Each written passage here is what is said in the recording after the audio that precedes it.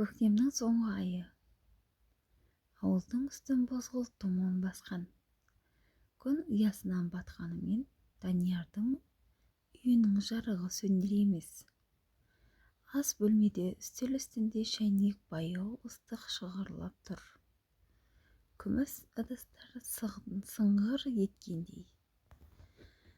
Сол сәтте төргі бөлмеден жеңгесінің даусы естілді. «Данияр, шай іше ғой», деді әсем жай ғана.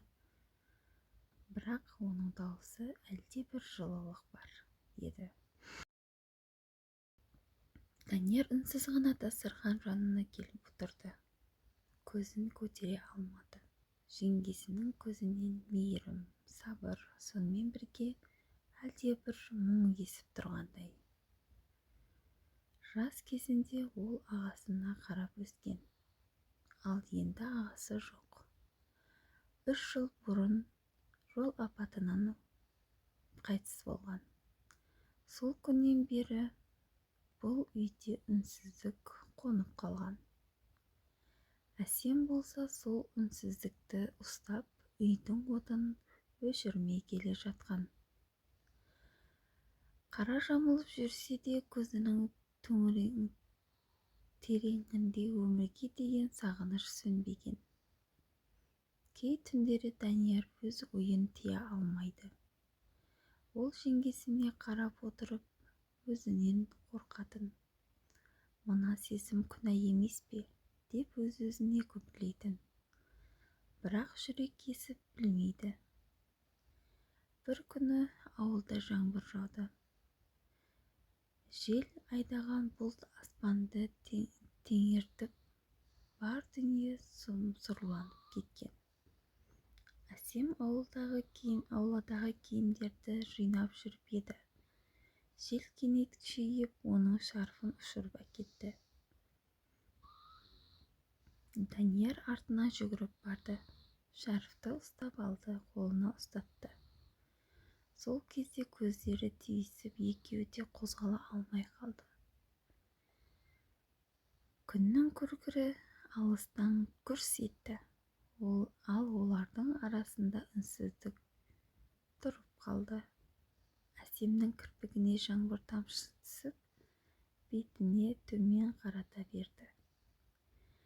«Данияр, бұлай болмайды», деді ақырын. «Білем», деді жігіт.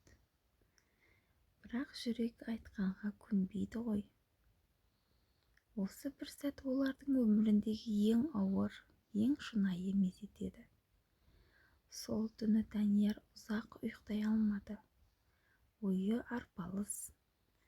Bir жағы ар, екінші жағы сезім. Таң ата ол шешім қабылдады. «Мен қалаға кетемін, Әсем. Жаңа өмір бастауым керек», деді көзіне жас іркілсе де еркекше сабырмен. Әсем үнсіз қалды. «Дұрыс істейсің», деді бір кезде күлімсіреп. Кей сезім мәңгі іштегі сыр болып қалуы керек. Осылайша ауылдан кетті.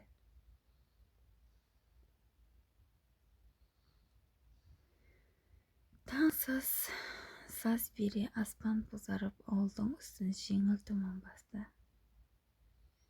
Данияр рюкзактарын жинап есік алдына шықты. Бірақ табалдырықтан аттай алмады. Табалдырықтан аттай бергенде жүрегі шымыр ете түсті. Қолындағы чемоданы жерге түсті де, «Неге кетіп барасың, деді іштей өзіне.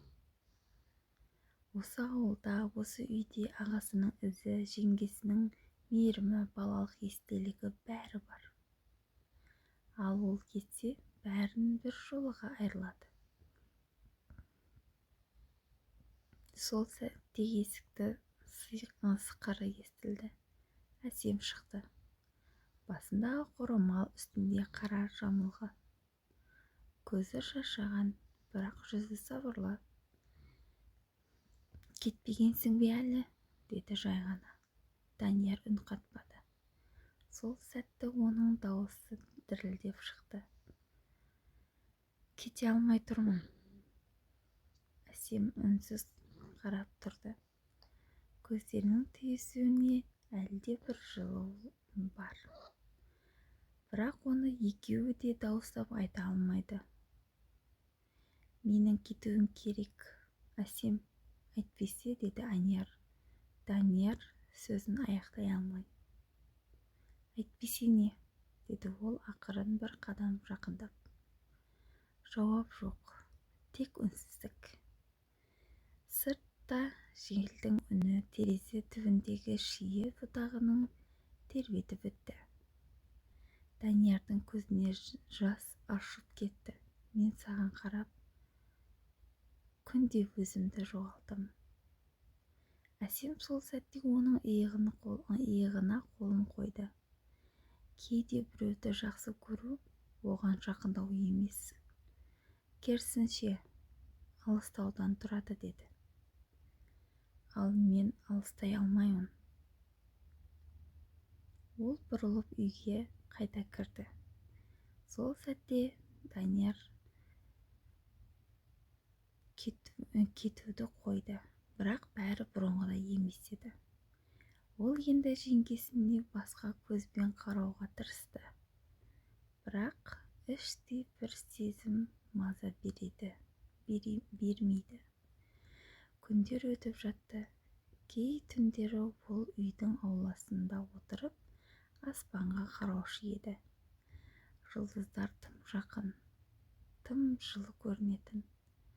Сол жарықтан Әсемнің жүзін іздейтін. Бір күні Әсем ауырып қалды. Данияр оны дәрігерге апарып таңнан кешке дейін қасында отырды. Кешқұрын әйелдің денесі ысып, көзі жұмылып бара жатты.